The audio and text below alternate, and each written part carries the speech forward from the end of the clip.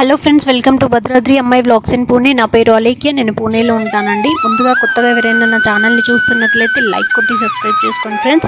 చాలామంది చూస్తున్నారు but subscribe చేసుకోవట్లేదండి. Me like చేసి సబ్స్క్రైబ్ మాకు చాలా విలువైనవి. సో మీకు ఈ వీడియో నచ్చితే లైక్ చేసి సబ్స్క్రైబ్ చేసుకోండి, మీ ఫ్రెండ్స్ రిలేటివ్స్కి షేర్ చేయండి. ఇక్కడ నేనైతే కొల్హాపూర్ అమ్మవారు ఎంత ఫేమస్ తెలుసు కదా అండి. మన తెలుగు ప్రాంతాల నుండి కూడా ఈ మహారాష్ట్రకు వచ్చి కొల్హాపూర్ అమ్మవారిని దర్శనం చేసుకుంటారు.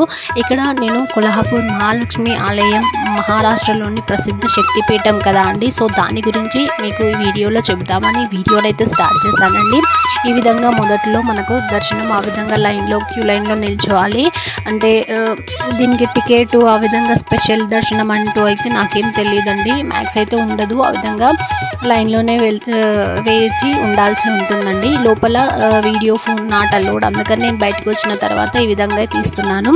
మనకు అమ్మవారికి సమర్పించడానికి బయట మనకి అన్నీ దొరుకుతాయండి. చీరే, అదేవిధంగా కొబ్బరికాయ. ఇక్కడనైతే మనకు కొబ్బరికాయ పొట్టు తీయకుండా ఉంటుంది కదా, అదైతే సమర్పిస్తారండి. ఈ విధంగా మనకు అమ్మవారికి దాంట్లో పువ్వులు, అమ్మవారికి సంబంధించిన గాజులు అన్నీ వాయినం మనం ఏమైతే ఇస్తామో అవైతే ఉంటాయండి. వాటిని అంటే 150, 300, 450, 500 వరకు ఉన్నాయి. మీకు నచ్చింది తీసుకొని అమ్మవారికి సమర్పించవచ్చు. ఈ విధంగా కొల్హాపూర్ మహాలక్ష్మి ఆలయం మహారాష్ట్రలోని ప్రసిద్ధ శక్తిపీఠం.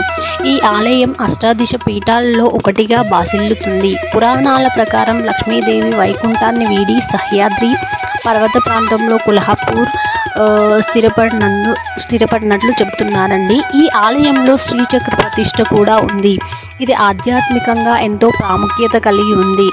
ఈ ఆలయంలో అమ్మవారి విగ్రహం 3 అడుగుల ఎత్తు కలిగి 4 చేతులతో ఉంటుంది. ప్రతి ఏడాది మార్చి 21 మరియు సెప్టెంబర్ 21వ తేదీన ఈ 3 రోజుల పాటు సూర్యకిరణాలు అమ్మవారి విగ్రహంపై పడతాయి.